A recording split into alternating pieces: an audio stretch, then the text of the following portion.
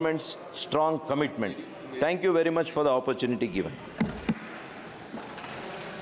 माननीय सदस्यगण, जो भी बजट पर अपना लिखित भाषण देना चाहते हैं वे सभा पटल पर दे सकते हैं। माननीय सदस्य श्री अखिलेश यादव जी।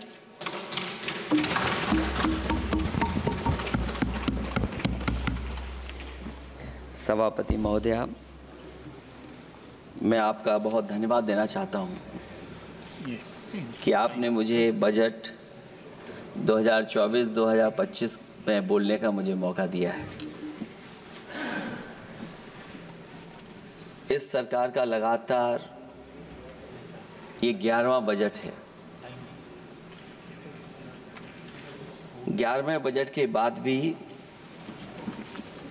नाउम्मीदगी दिखाई दे रही है और सरकार में हैं तो सरकार के लोग तो अच्छी बात करेंगे ही।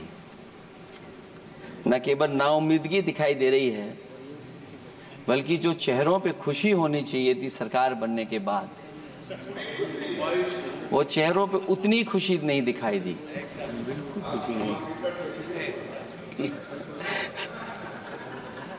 ये 11वें बजट में बेरोजगारों के लिए, युवाओं के लिए, गांवों के लिए और उनकी तकलीफ परेशानी का जो मुद्दा है वो 9-2-11 दिखाई दे रहा है मुझे। महंगाई में घर चलाना, बच्चों को पढ़ाना और घर के बड़े बुजुर्गों की दवा इलाज से लेकर के महंगाई का जो सामना करना पड़ रहा है, ये बातें परिवार वाले बखूबी जानते हैं।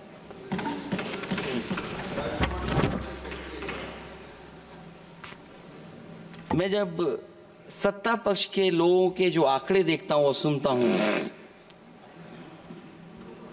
अगर इतना सब कुछ 10 साल में अच्छा हुआ है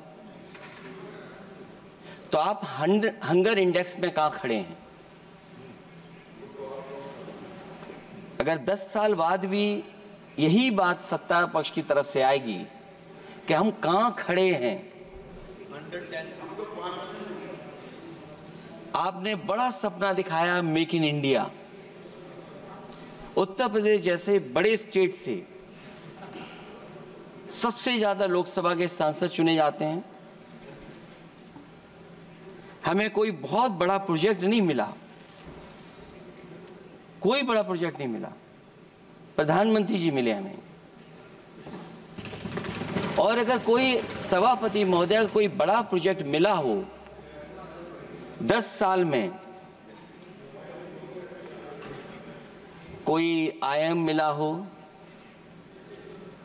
कोई आईआईटी मिली हो और जो ट्रिपल आईटी किसी समय पर उत्तर प्रदेश को मिली थी, क्या उसमें क्या सहयोग सरकार की तरफ से हुआ है? न केवल ये संस्थाएं बल्कि गवर्नमेंट जो एजुकेशन की इंस्टीट्यूशंस हैं वो सेंट्रल की तरफ से कौन सी नई आ गई? मेडिकल के क्षेत्र में कोई बड़ा संस्था आई हो? जो 2 एम्स आए हैं, मुझे याद है कि रायबरेली का एम्स भी समाजवादी सरकार में जमीन दी गई, उसके परिणाम है कि वह एम्स बन गया। गोरखपुर में भी जो एम्स आया समाजवादी सरकार थी, जमीन दी गई, तब एम्स आया। और जो एम्स आ भी गए हैं अगर वहां 2, क्या उनमें पर्याप्त इलाज मिल पा रहा है? केवल यही नहीं, मेक इन इंडिया सपना तो ये दिखाया गया था कि अगर प्राइवेटाइजेशन हो जाएगा तो नौकरियां मिल जाएंगी। कुछ हद तक तो बहुत सी चीजें प्राइवेटाइज हो गईं, लेकिन नौकरियां कम होती चली गईं। और जो सबसे बड़ा सवाल है, जो पीड़ित परिवार के लोगों को जो हक और सम्मान मिलता है, क्या ये सरकार वो दे पा रही है? टैक्स कलेक्शन में सपना दिखा रहे हैं कि हम यहां पहुंच गए हैं। आखिरकार एक्सपोर्ट क्यों कम होता चला जा रहा है? और हम जो ट्रेड डेफिसिट है उसको कैसे खत्म करेंगे?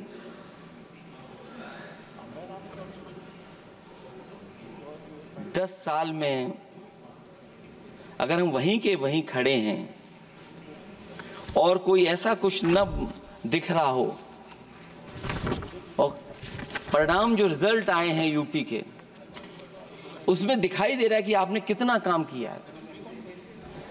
सभापति महोदय, अगर ये सब कुछ अच्छा किया होता तो क्या परिणाम ऐसे आए होते? जहां हारे ही नहीं हैं आप, सीटें ही कम नहीं हुई हैं।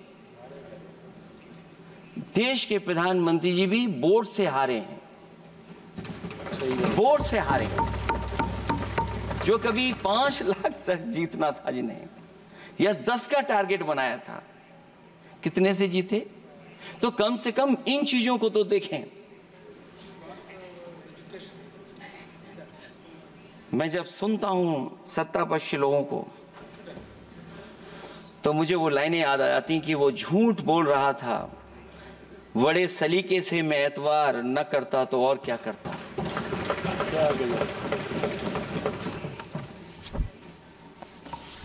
मुझे याद है कि देश के प्रधानमंत्री जी ने जनकपुर में एक झंडा दिखाया था और उस बस में 35 लोग बैठ करके अयोध्या आए थे। सभापति महोदय, उस समय भी मैंने मांग की थी कि जहां से जनकपुर से यात्रा शुरू हो रही है और अयोध्या तक बस से लोग आएंगे तो पता नहीं कितने घंटों में आएंगे। मैंने मांग की थी कि वहां से लेकर के अयोध्या तक एक्सप्रेसवे बनना चाहिए कि कम से कम जो जनकपुर से आए और अयोध्या दर्शन करने आ रहे हैं और बस से आ रहे हैं, कम से कम उनकी तकलीफ परेशानी तो कम होती। जो आप कहते हैं कि एफडीआई बहुत आया है, मैं अभी सुन रहा था, कहा कि टेलीफोन बनने लगे। टेलीफोन बन नहीं रहे हैं, मोबाइल बन नहीं रहे हैं। वो समाजवादी पार्टी के समय पर नोएडा में जो इंडस्ट्रियल पॉलिसी थी, इलेक्ट्रॉनिक पॉलिसी थी, उसके तहत आई थी। वो इंडस्ट्री जितनी आई है उस समय उस पॉलिसी के तहत आई और बन नहीं रहा है, मेक इन इंडिया नहीं हो रहा है। लेकिन जमीन किसने दी है? जमीन किसने दी थी उन लोगों को? बिना जमीन पर हवा में बना दो तो मैं आपका धन्यवाद दूंगा। उस पॉलिसी के तहत वो झूठ बोल रहा था बड़े सलीके से। आप कह रहे हैं कि एफडीआई लाए हैं हम लोग। एफडीआई, अगर पूरे देश का हम एफडीआई देखें तो उत्तर प्रदेश को कितना एफडीआई मिला है? सभापति महोदय, अगर 1% से ज्यादा भी एफडीआई उत्तर प्रदेश को मिला हो तो बताइएगा आप। जो प्रोजेक्ट डिले हो रहे हैं, जिसकी वजह से कॉस्ट ओवररन हो रही है, उसका जिम्मेदार सभापति महोदय कौन है? डबल इंजन की सरकार है। लखनऊ में भी सरकार आपकी है, दिल्ली में भी सरकार आपकी है। आखिरकार ऐसा क्यों हो रहा है? और आज ही जब सदन में सभापति महोदय हम लोग आए हैं तो एक और रेल एक्सीडेंट की खबर सुनी है। जब से ये सरकार आई है, रेल एक्सीडेंट्स और पेपर लीक में कंपटीशन चल रहा है कि कौन आगे जाएगा।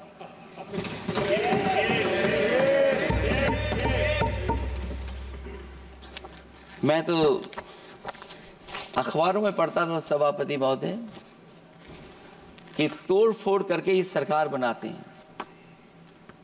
अभी एक सदस्य पिछली बार वो तोड़ फोड़ कर करके शायरी भी बनाने लगे हैं।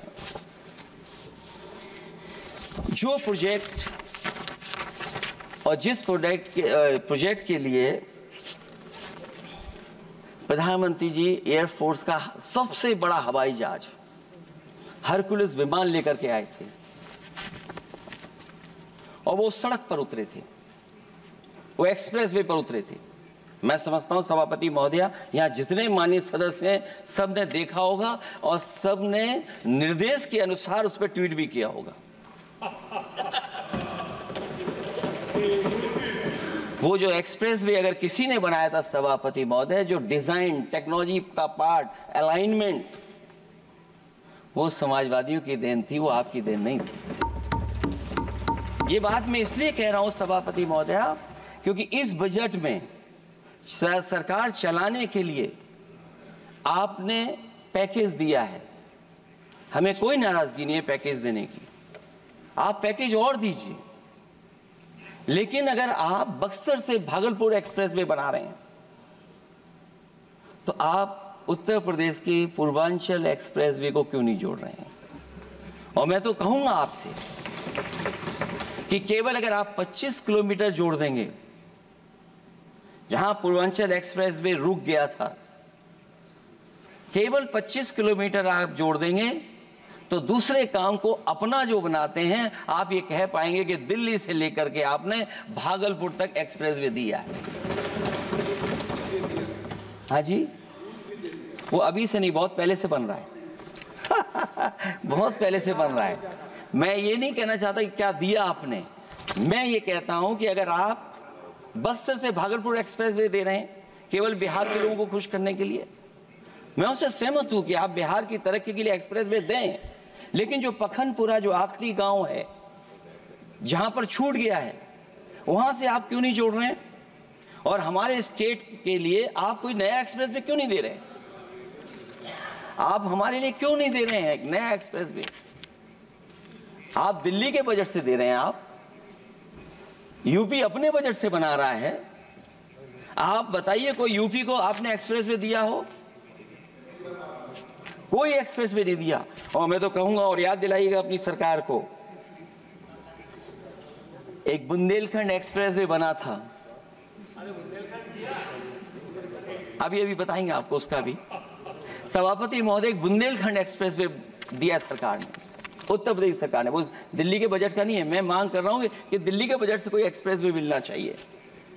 जो बुंदेलखंड एक्सप्रेस वे दिया, प्रधानमंत्री जी उद्घाटन कर करके वापस लौटे।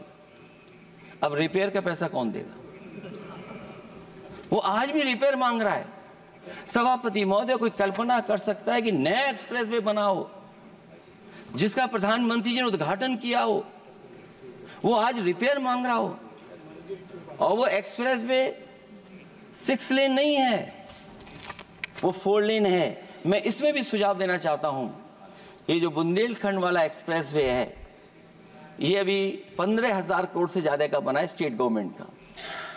इसको मुनाफा नहीं हो रहा, टोल कलेक्शन नहीं है बहुत ज्यादा। इसको सतना से जोड़ दिया जाए और बुंदेलखंड जहां से शुरू हो रहा है हमारे डिस्ट्रिक्ट इटावा से, कम से कम उसको हरिद्वार तक ले जाना चाहिए। अगर हरिद्वार से लेकर के सतना लोग चले जाएंगे तो शायद बुंदेलखंड के लोगों को भी लाभ होगा।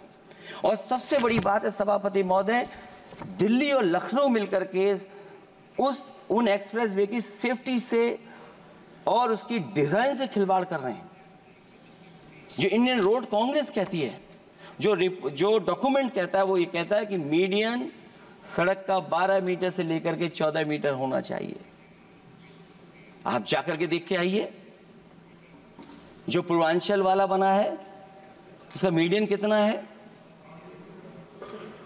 क्या भविष्य में आपने चलने वालों की सेफ्टी के साथ खिलवाड़ की है कि नहीं की है? ये आपको विचार करना पड़ेगा। जिस समय लद्दाख और चीन को लेकर के सवाल उठा था सभापति महोदय, उस समय पॉलिटिकल पार्टी से सुझाव मांगे गए थे और सुझाव ये मांगे गए थे कि आप क्या सुझाव देना चाहते हैं। तो उस समय जो सुझाव समाजवादी पार्टी ने दिया था, वो सुझाव ये था कि लिपू लेक से लेकर के आपके ग्वालियर तक 6 लेन हाईवे बनना चाहिए। कभी जरूरत पड़ने पर सीमाओं पर हमारी फौज का आना जाना जल्दी हो जाए। और मुझे याद है, जो अखबारों में मैंने पढ़ा था, सरकार ने उसको स्वीकार कर लिया था कि 6 लेन हाईवे बनेगा वो। लेकिन जब टेंडर की बात आई तो सुनने में आया कि वो 4 लेन बनने जा रहा है। और अभी जब वो काम हो रहा है, जब काम मैंने दोबारा उसको देखा तो पता लगा कि डबल लेन पेव शोल्डर बन रहा है। सोचिए कहां 6 लेन बनाने की बात थी, आप डबल लेन पेव शोल्डर बना रहे हैं। और पता नहीं कौन उस हाईवे को डिजाइन किसने किया है डिजाइन, कि जितने भी कस्बे उसके आसपास पड़ रहे हैं, कस्बे वाले अब नाला कहां से बनाएं, घर ऊंचा करें कि सड़क को तोड़ें। बहुत सारे कस्बों को वो समस्या के संकट में डाल दिया है सरकार ने।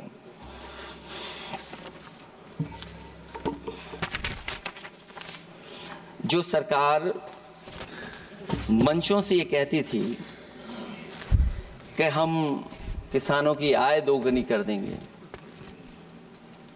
आज तो 11 साल हो गए सरकार को। किसान की आय दोगुनी हो गई क्या सरकार बताए? और अभी मैं बहुत सारे माननीय सदस्यों को जब सुनता हूं तो वो कहते हैं कि हम एमएसपी दे रहे हैं। अगर आप एमएसपी दे रहे हैं तो उसकी कानूनी गारंटी क्यों नहीं दे रहे हैं? आप कानूनी गारंटी दीजिए। और फिर कई बार सुनने को मिलता है कि हॉर्टिकल्चर क्रॉप्स के लिए आप क्या कर रहे हैं, उसके एमएसपी की कब तैयारी करेंगे आप? और फिर आय दोगुनी में आप कितना देंगे किसान को? जो पिछले बार बजट में कहा गया था कि एग्रीकल्चर इंफ्रास्ट्रक्चर के लिए 1 लाख करोड़ देश को मिलेगा। अगर 1 लाख करोड़ देश को मिला होगा एग्रीकल्चर इंफ्रास्ट्रक्चर को, तो कम से कम यूपी का शेयर कुछ तो रहा होगा। सभापति महोदय, सरकार ने अगर एक भी मंडी बनाई हो तो बता दें। हाँ, ये अलग बात है कि अगर आप कोई चीज सुधारने के लिए कोई परिवर्तन कर रहे हैं, स्टोरेज के लिए किसी को पहले ही बता दे रहे हैं, वो बात अलग है। लेकिन किसान कहां जाएगा जहां उसको रेट मिलेगी? और फिर ये इस बजट में कहा जा रहा है कि हम 109 high yielding and climate resilient varieties लाएंगे। तो सभापति महोदय, हम अपने माननीय मंत्री से कहेंगे कि वो ग्लोबल वार्मिंग के लिए जो आप काम पिछले कितने वर्षों से कर रहे हैं, क्या हुआ उस ग्लोबल वार्मिंग का? COP21 में भी आप हुआ है, G20 में भी आपने आश्वासन दिया, और कुछ नहीं किया। तो आपको क्या लाना पड़ रहा है? 109 high yielding and climate resilient varieties. आप मुझे बताओ किसान पर कब तक पहुंचाओगे आप? और उसको पहुंचाने के लिए आपके पास क्या इंतजाम है? और फिर दूसरे पैराग्राफ में फिर बदल जाते हैं आप।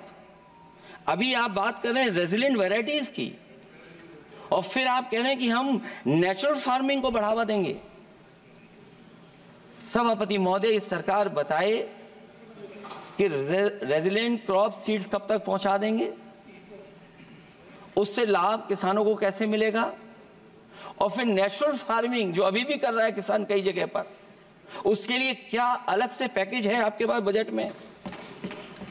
आपने तो केवल सभापति महोदय एक चीज सीखी है पार्ले जी बिस्किट से, महंगाई और मुनाफा। इस सरकार ने 10 साल में डीएपी की बोरी को, खाद की बोरी को छोटा कर दिया। इससे और ज्यादा छोटा मत करना आप। और आपने डीएपी, जब किसान डीएपी लेने गया तो सरकार ने कहा कि बिना नैनो यूरिया के आप नहीं मिलेगा आपको। मैं सरकार से जानना चाहता हूं कि नैनो यूरिया से क्या लाभ पहुंचा है किसानों को, ये बताइए। नैनो यूरिया से क्या लाभ पहुंचा है सरकार बताए।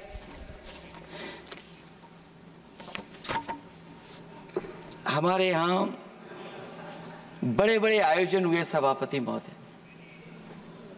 इन्वेस्टमेंट मीट के बड़े बड़े आयोजन हुए इन्वेस्टमेंट मीट के, और 5 लाख करोड़ के एमओयू साइन हो गए। 5 लाख करोड़ के। मैं ये सभापति महोदय, बजट हमारी क्या मदद कर रहा है उत्तर प्रदेश के उद्योग लाने के लिए? और ऐसे आयोजन हुए जिसमें देश के प्रधानमंत्री आए, देश के राष्ट्रपति आए, और देश के जितने बड़े उद्योगपति सब आए थे। लेकिन आज यूपी को क्या मिला वहां पर? किसानों के लिए एग्रीकल्चर सेक्टर में बड़े बड़े एमओयू हुए, लेकिन आज जमीन पर कुछ नहीं दिखाई दे रहा है।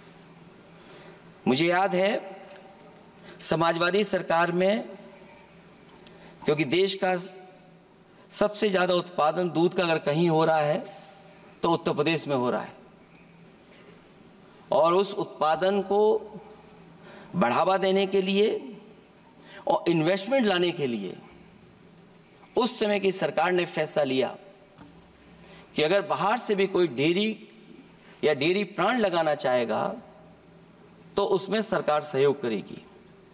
और परिणाम ये हुआ कि गुजरात की 3 अमूल प्लांट लग गए यूपी में। तो मैंने उद्घाटन किए, एक डेयरी से हुआ तो देश के प्रधानमंत्री जी ने किया, लेकिन उसके बाद कोई नया प्लांट आया हो तो बता दें।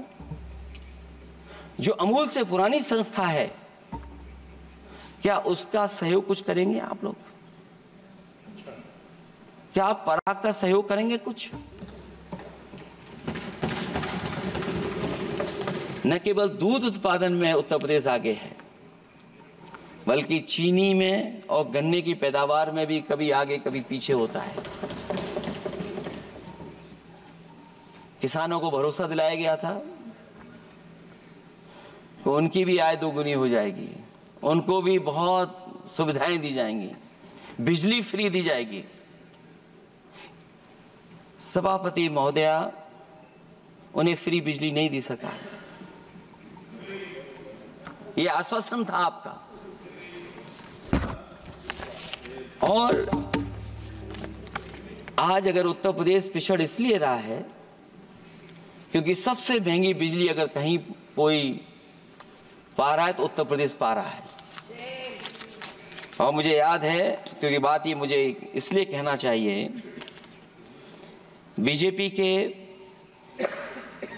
एक विधायक जो सबसे बुजुर्ग थे, वो देश के प्रधानमंत्री जी के क्षेत्र में बिजली 24 घंटे आए, उसके लिए वो धरने पे बैठ गए थे।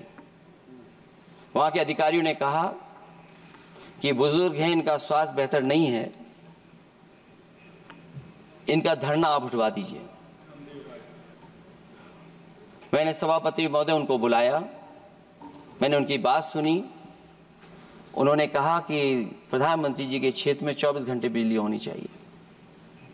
उसी दिन मैंने फैसला ले लिया कि प्रधानमंत्री के क्षेत्र में 24 घंटे रहेगी बिजली।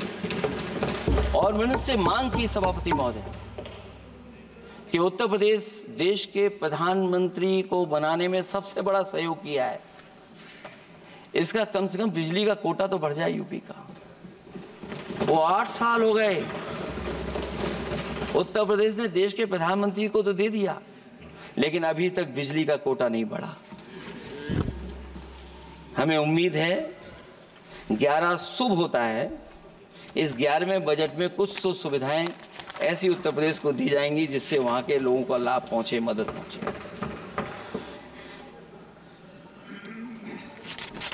जहां किसान आत्महत्या कर रहा है,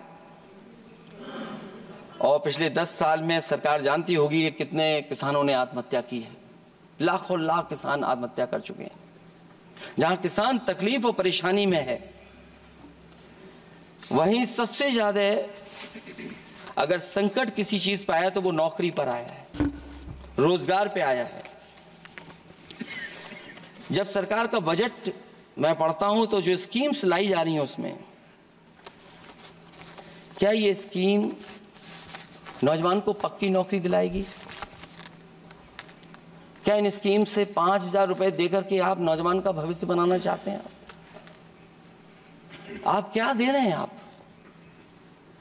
और मुझे तो ये लगता है कि जो वर्क फोर्स आप बना रहे हैं ट्रेनिंग देकर के सरकार के पैसे से, अंतोगत्वा इनको भी एक्सप्लॉइट वही लोग करेंगे, उद्योगपति। आखिरकार जब इतनी टेक्निकल, इतनी ट्रेन फोर्स होगी, तो आप ये मुझे बताइए कि उसके भविष्य क्या होगा। अगर इतने बड़े पैमाने पे आप ट्रेनिंग करा रहे हो, सरकार का बजट उसमें खर्च हो रहा है, तो सभापति महोदय उनका भविष्य क्या होगा 5 साल के बाद? और जो अग्निवीर वाली नौकरी है, सभापति महोदया, कोई भी नौजवान जो फौज के लिए तैयारी करता है वो कभी स्वीकार नहीं कर सकता। जब पहली बार ये स्कीम आई थी अग्निवीर, उस समय बड़े बड़े उद्योगपतियों से ट्वीट कराया गया था कि अग्निवीर से अच्छी कोई योजना नहीं है, इनको हम नौकरी दे देंगे, हम अपने यहां रख लेंगे। और शायद सरकार में बैठे लोगों को यह बात याद होगी, क्योंकि सरकार खुद स्वीकार करती है स्कीम ठीक नहीं है, तभी वो अपनी अपनी सरकारों से कह रहे हैं कि अग्निवीर वाले जो लौट करके आएंगे उन्हें कोटा दीजिए, आप नौकरी दीजिए।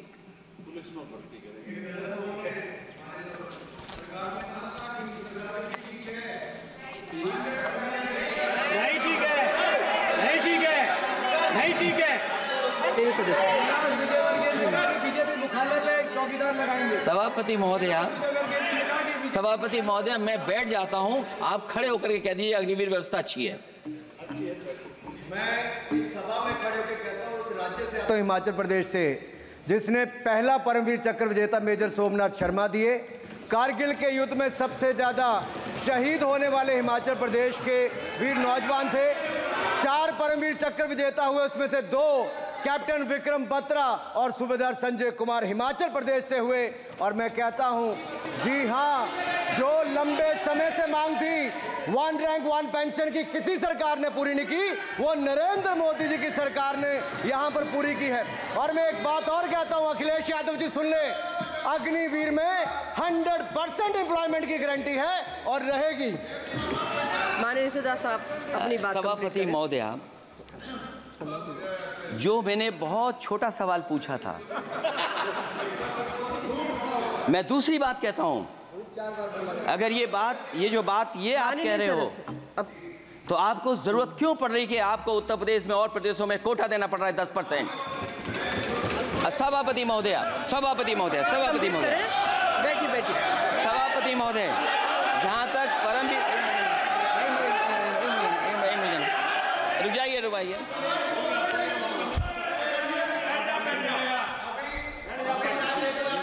अरे सुन लेने दो।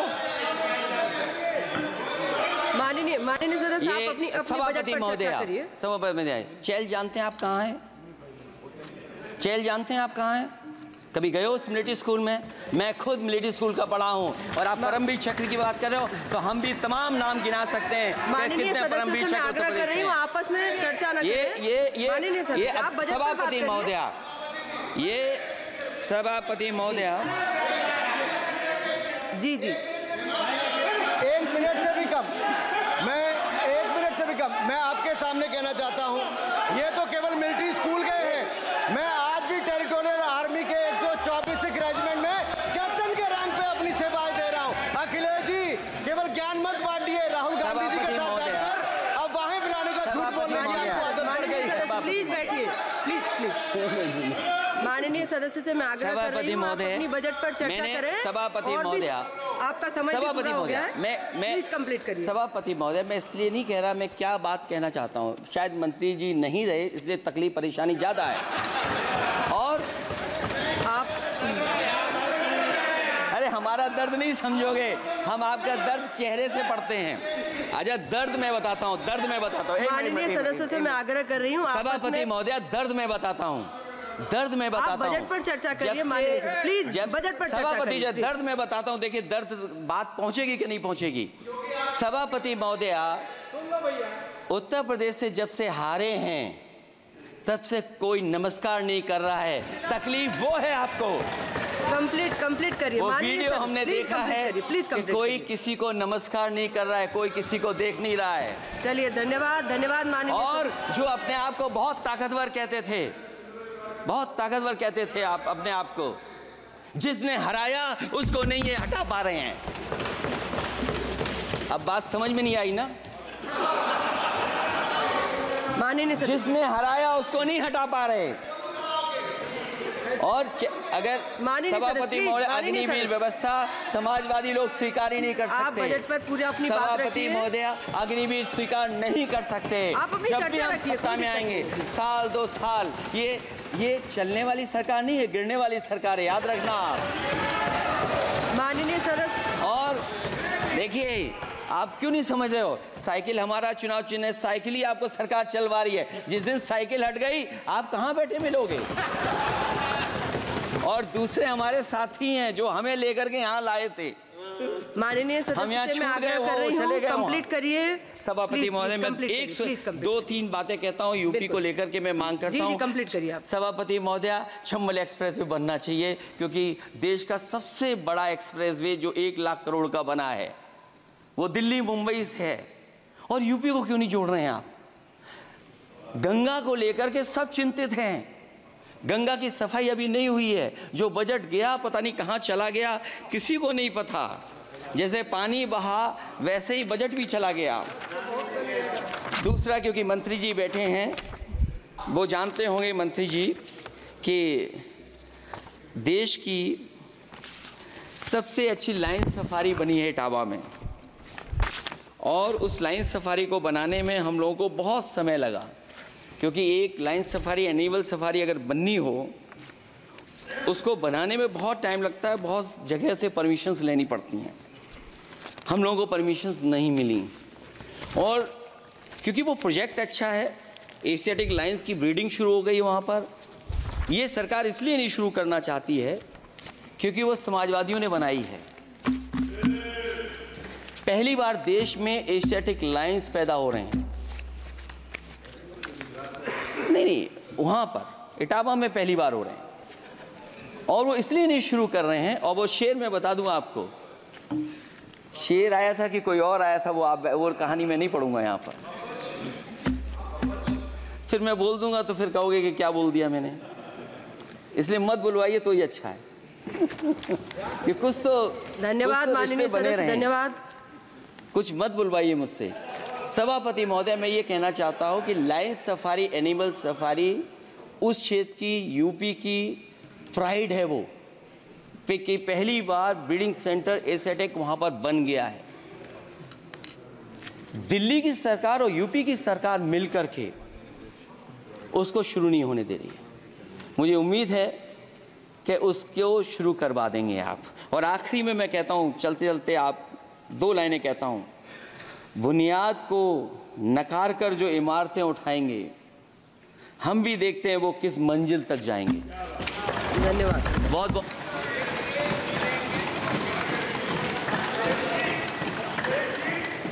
अखिलेश जी, कुछ ज्ञान माननीय विपक्ष के नेता को भी दे दीजिए। आपने अच्छा भाषण दिया, उनको भी सिखा दीजिए।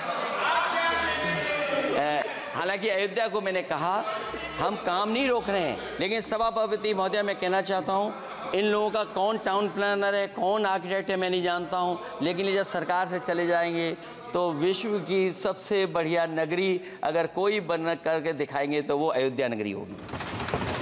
माननीय सदस्य को इससे बड़ा सम्मान और कोई नहीं हो सकता।